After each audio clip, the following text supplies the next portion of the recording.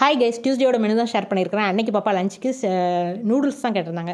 சரி ஓகேன்னு சிறுதான நூடுல்ஸ் தான் ட்ரை பண்ணியிருந்தேன். அது கூட காய்கறியெல்லாம் போட்டு கிண்டிட்டு டொமேட்டோ சாஸ்க்கு பதிலாக டொமேட்டோவே டேரெக்டாக போட்டு பண்ணியிருப்பேன். அதனால டேஸ்ட்டாகவும் இருக்கும். பட் நூடுல்ஸ் ட்ரையாக இருக்குங்கிறதுனால ஒரு பாக்ஸ் ஃபுல்லாக குக்கும்பர் தான் பேக் பண்ணியிருந்தேன். ஸ்நாக்ஸ்க்கு கொய்யாப்பழமும், மார்னிங் பிரேக்ஃபாஸ்ட்டுக்கு வந்து ராகி ஹாட் சாக்லேட். இது ஆல்ரெடி சொல்லியிருப்பேன். இப்போ 2 கப் ராகி மாவு எடுத்துக்கிட்டோம் அப்படின்னா அது கூட ஒரு 1/4 கப் சாக்கோ பவுடரை ஆட் பண்ணி ப்ரீப்ளானாக மிக்ஸ் பண்ணி வச்சுருப்பேன். அதை வந்து மார்னிங் கொஞ்சம் பால் கொஞ்சம் தண்ணி இந்த மாவு தேவைக்கு தப்பில் போட்டு காய்ச்சி வச்சுக்கிட்டு அது கூட கருப்பட்டி போட்டு சாப்பிட்டு பாருங்கள், செம்ம டேஸ்ட்டாக இருக்கும். இப்போலாம் பாப்பாவோட ஃபேவரட் ட்ரிங்க் ஆயிடுச்சு இது. அது கூடவே 1 கப் நிலக்கடலை. இந்த நிலக்கடலை நார்மலாக நிலக்கடலை வச்சா சேட் மாதிரி செய்வேன். பட் இது ஸ்வீட்டாக செஞ்சுருந்தேன். இது வந்து பச்சைக்கடலையை நல்லா கழுவிட்டு தேவையான தண்ணி ஊற்றி அவிய வச்சுட்டு அந்த அவியும் போதே அது கூட கருப்பட்டி 2 துண்டு போட்டு அவிய வச்சுருங்க. அவிஞ்சப்புறம் அந்த தண்ணி தூர ஊற்றாமல் அந்த தண்ணியில் நல்ல இனிப்பு இருக்கணும். அந்த ஜூஸி அதோட ஊற வச்சு அப்படி சாப்பிட்டு பாருங்கள், செம்ம டேஸ்ட்டாக இருக்கும்.